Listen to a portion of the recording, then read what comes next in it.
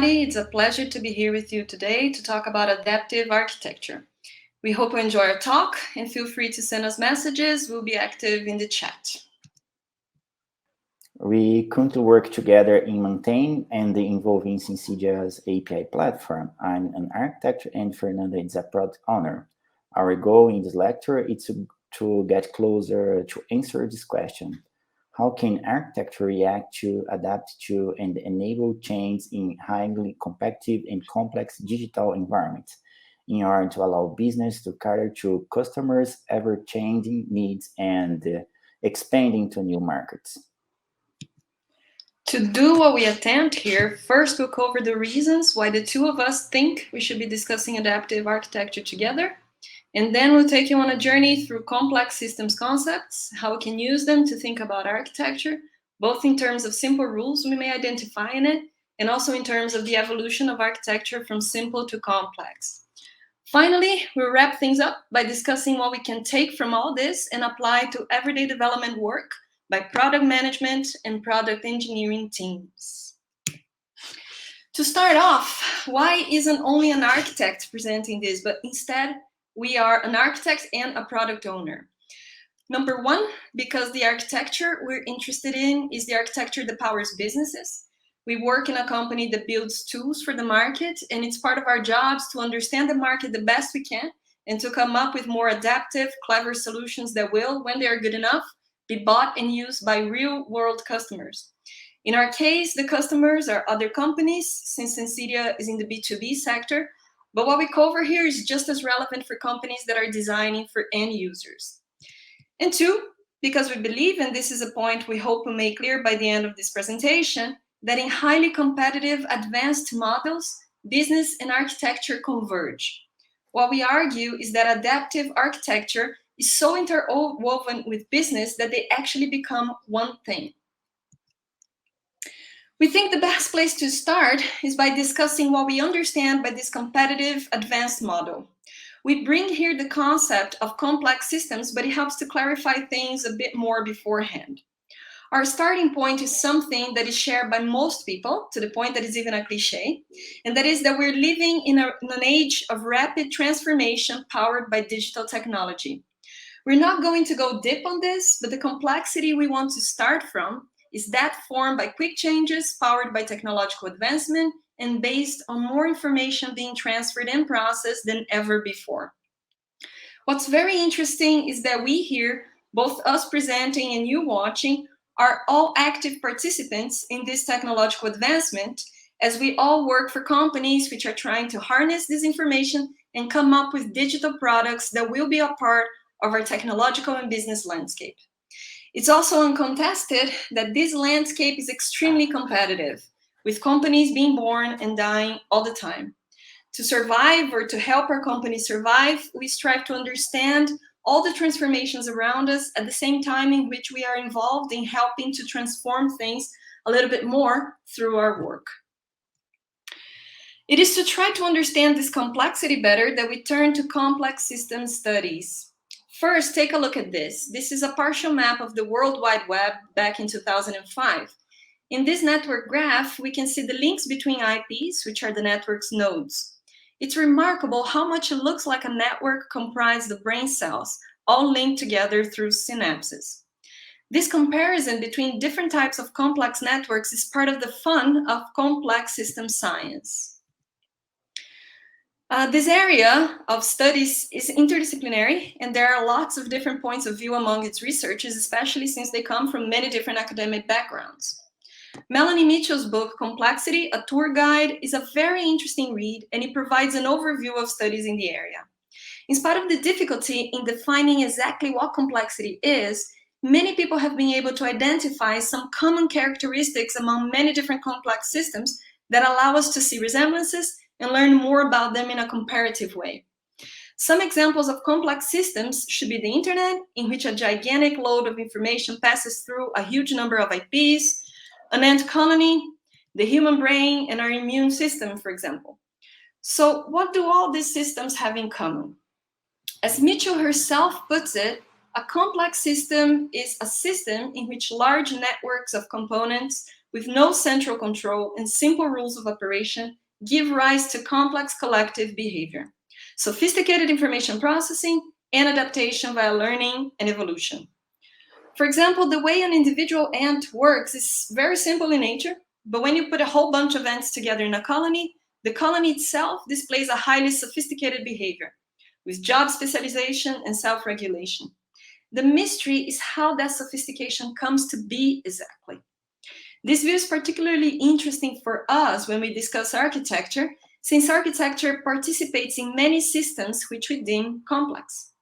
First, applications themselves may be seen as complex systems, but they are also part of a more general system of sibling products and platforms or an integrated portfolio. And in an upper layer, digital products compose a complex ecosystem linking users, clients, servers, and other products too. In all these layers, information processing abounds. And how information is processed is a key to understanding how sophistication arises from simple components.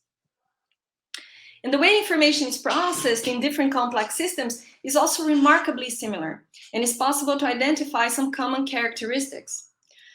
First, architecture in complex systems, from ant colonies to the internet, is fine-grained, with large numbers of simple elements working together.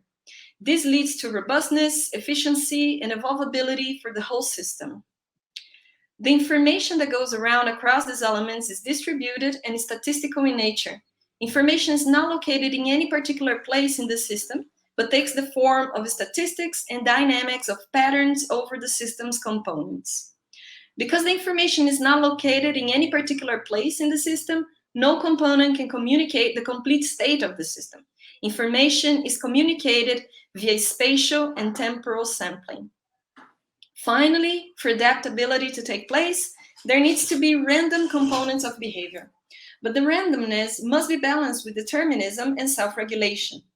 This means that there is a continuous interplay of random explorations and focused actions driven by data regarding what the system needs. One very good example of this is our immune system. T cells have a receptor that binds to specific antigens. What happens is that the body doesn't know beforehand the shape of all possible antigens, so it generates some randomly shaped receptors. As some of them get to bind to specific antigens, and as more of these antigens are found in the system, the successful shape is replicated more and more. But what about architecture for digital businesses? If we see architecture as composing a complex system, it helps to figure out its simple rules and then imagine what sort of architectural evolution we might be facing in order to survive in our competitive scenario. Back in 1977, John Gall wrote something that became a very famous quote and has come to be known as Gall's Law.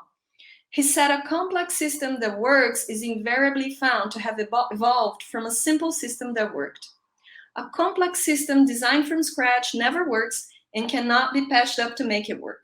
You have to start over, beginning with a working simple system. From this, we can stress two things. First, we need to start somewhere. We don't get to have flexible, adaptive architecture out of the blue.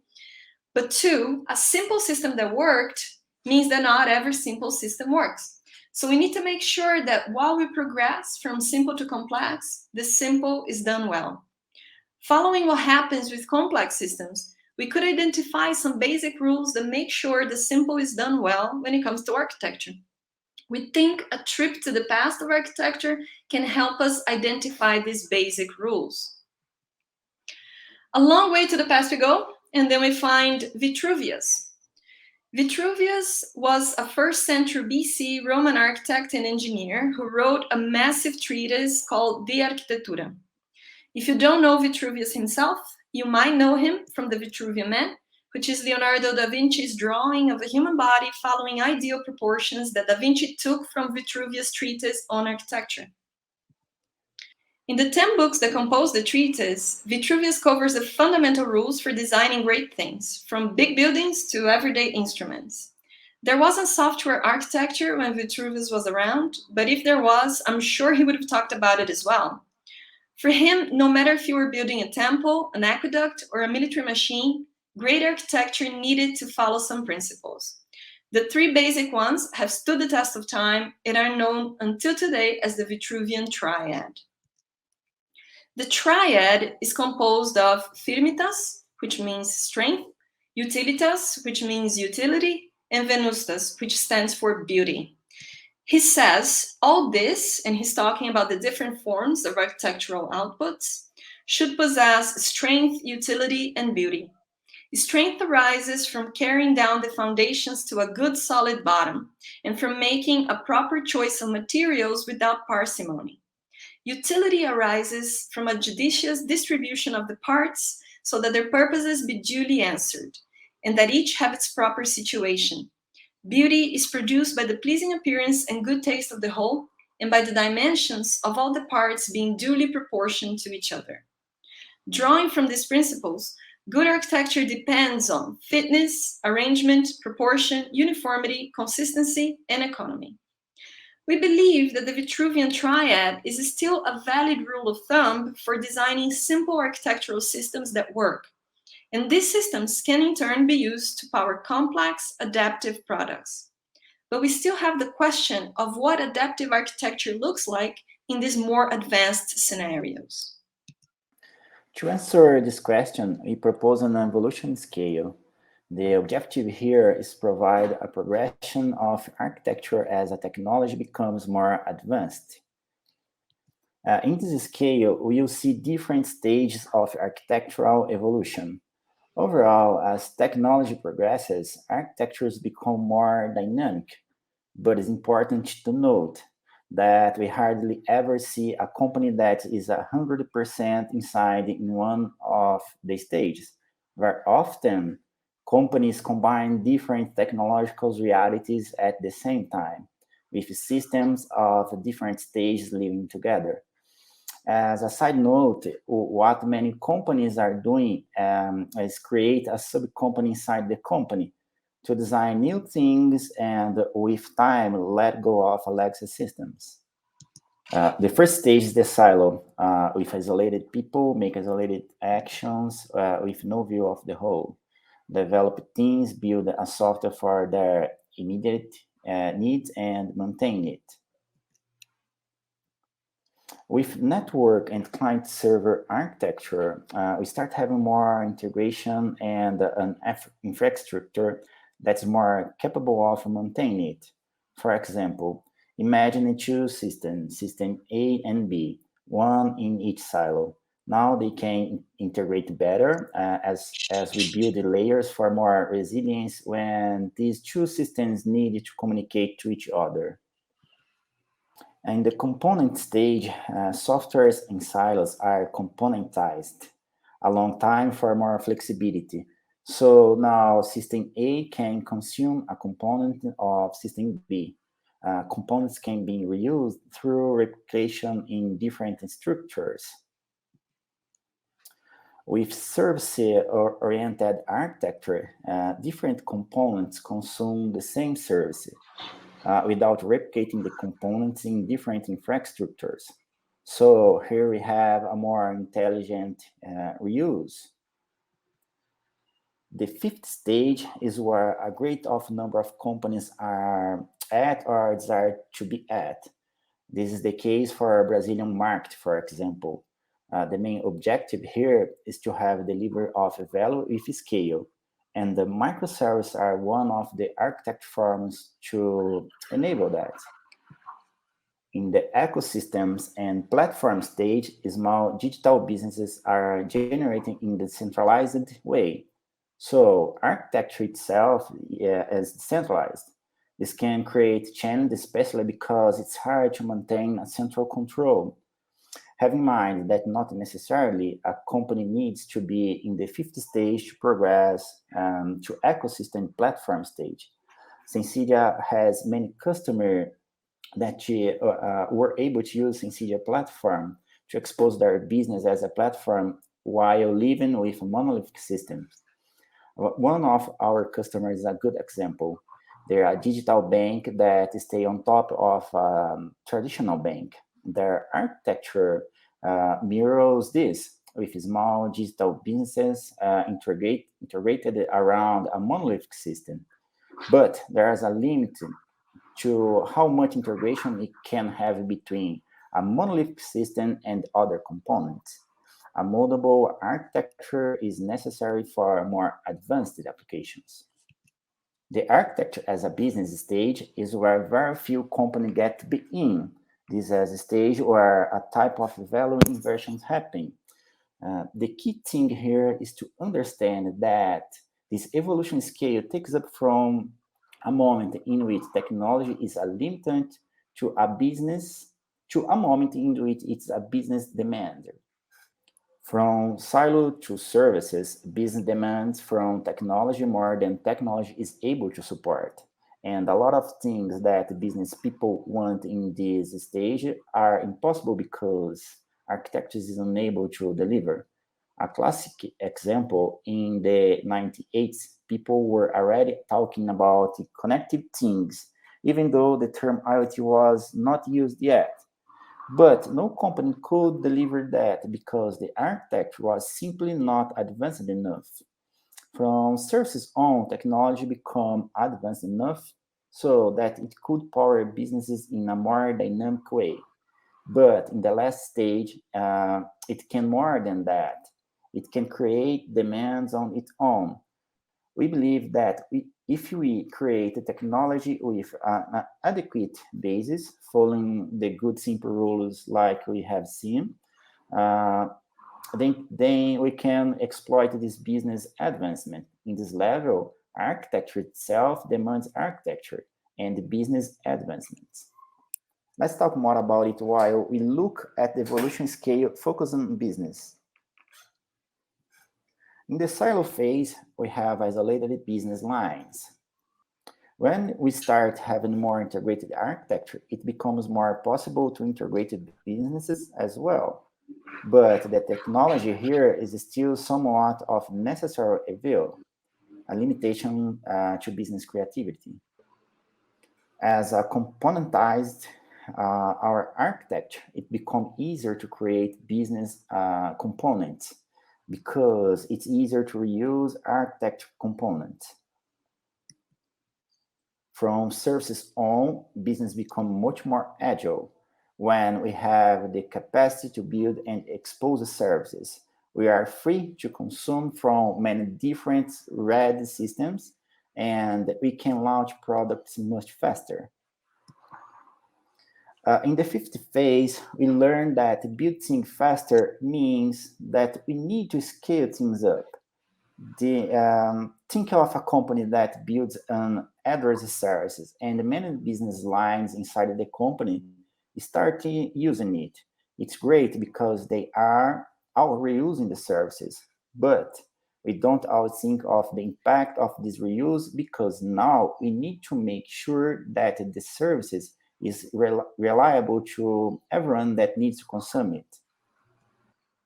The platform phase is the boom of decentralized digital products, and this provides a lot of new information from a technical nature that can itself enable new businesses.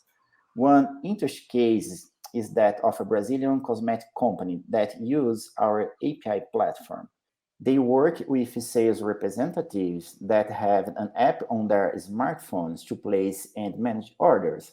By following the numbers of um, requests to the API platform, the company realized that they were clear pickups of usage. Try to understand why. They studied the profile of users who were mostly sales reps that had another job, were modern, and were in a specific age group. They also tended to use the app the most after dinner. What the company did was a run advertising campaign inside the Brazilian night soap opera that was very popular with the same group. Not exactly with the same group, but in general. The result was uh, that they had a numerous growth in the number of new sales reps because the ad campaign was extremely successful. This is a case of a technology enabling business that brings us very close to the last phase. Now, what would be examples of architecture demanding business? Google's search engine and Facebook feed algorithm are examples of a business that started or were highly expanded by processing data in new ways, in ways that the business was not able to do by itself. When you hear more people from Sensedia talking about the future trends and what we are coming up with, this is what we want to be in the last stage ourselves with dynamic and modal architectures as the basis tools for our customer to launch and manage digital products that were dynamic and moldable too. In a nutshell, architecture goes from a business limitant to a business enabler to a business demander. From services on, it's impossible for architecture and business to go unconnected.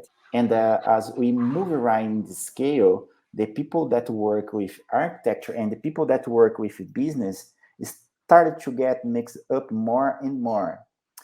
We know that good architecture was we know that good architects always need to have utility in the center. But in the last level, the reverse is also true. If people in charge of business don't really understand the architecture, our bet is that they won't even be able to get the right business insight to create great products. And it's important to remember that a company is seldom 100% at one stage. Usually, there are many systems of different maturity levels living together.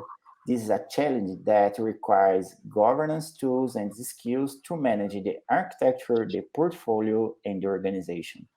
That's why we at Sensedia focus so much on governance to provide features that help companies organize their complex product ecosystem.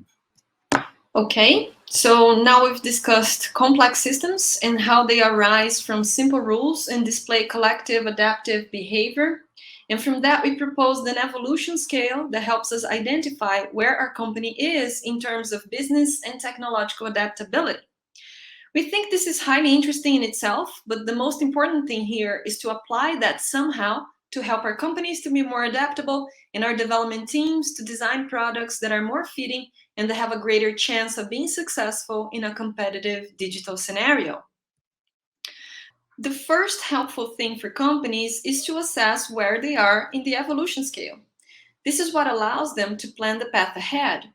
One thing to be clear about here is that it's entirely possible for companies to remain in one given step for a very long time, or altogether halt and never progress to following stages of technological evolution. A question worth asking ourselves is, if I stay put in a given step, will I survive in a highly competitive environment?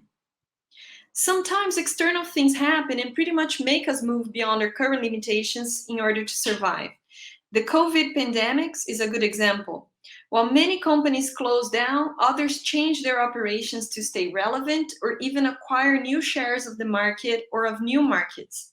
We have examples of companies that became Sensedia customers during the pandemics exactly because they started exposing APIs to grow their digital businesses as a means of diversifying their portfolio. Our second point that helps is that the ideas we've discussed here can be applied to team designing and building. We can ask ourselves if we have the right teams to evolve digital products, or if we need to make adjustments or even try out some radical new configurations based on how much we know about complexity and adaptability. We'll talk more about this in a bit. The third useful point for companies is trying to prevent cascading failures. When we try to understand the way information moves in complex networks, we are more able to avoid the domino effect we can have when failure is distributed across the whole system. This is paramount for good architecture. We've seen the complexity arises from simple components acting together. We need to anticipate what will happen when one or some of these components fail. But this is also applicable to company organizations. When we have a network that is not balanced, we can have the wrong number of teams dealing with the wrong number of products, and we can also have a domino effect of failures in a team or over-encumberment in a team, causing further over-encumberment in following teams, for example. More specifically then, how can this concept of adaptive architecture help build adaptive products or help teams build adaptive products? The first thing we would like to discuss is how business and architecture come together. In recent years, we have seen the maturation of product management as a corporate discipline, and there are many awesome things about this movement, but there is also a potential trap, which is seeing business and technology as separate entities. Now, we talked about the Vitruvian triad, and one of the principles is utility, which is arguably the business component of architecture. Utility is not something foreign to architecture, but something internal to great architecture. When we have business teams that work separately from architects, this can lead to an oversimplification of architecture as moot technicality, and that is not how good technology works. Good architects need to understand very well how the products they are building will be used. Now, there's no problem in there being a product manager in charge of business and an architect in charge of technology, because they can have different points of view coming together, and that's always useful. But it's essential that business and technology work together, understanding that they are, once the product is up and running, once the networks are processing information, one and the same thing. A second thing we would like to point out is that because information processing in complex systems is distributed and is statistical in nature, no one has full knowledge of the status of the system. This undermines the idea of a central control that is capable of making overall decisions about everything. When we are building digital products that are themselves made up of many components, a central control is at best elusive. But if we empower small teams to be autonomous, act on what they know, and make decisions regarding their part of the network, these teams can be more assertive and can respond faster to changes. A very important thing here is to feed these teams with information. Small separate teams that have plenty of opportunities to talk to each other means that more high quality information can get across. And finally, we would like to stress the random behavior of complex networks. We mentioned before that for networks to be adaptable, they need to combine deterministic and random behavior. What does that mean for us? Can we apply that to product design? We firmly believe we can. In the complex digital ecosystem we are all inserted in, no one knows the full picture. No one can hold all the data. It's impossible to even identify what all the data looks like. So what does that mean? Should we throw discovery techniques away, throw all data-driven processes away? Not at all. But it helps if we establish that teams need to have at least a portion of their time devoted to some randomish explorations. When we process data with no specific goal, when we play around with code, when we have brainstorming sessions with no designated outcome with all members of the team, we are trying to be creative. And creativity is letting our deterministic mind let go of control for a while to see what sorts of links between things can come up when we're not stressing about them. We argue that this is something we should be doing more.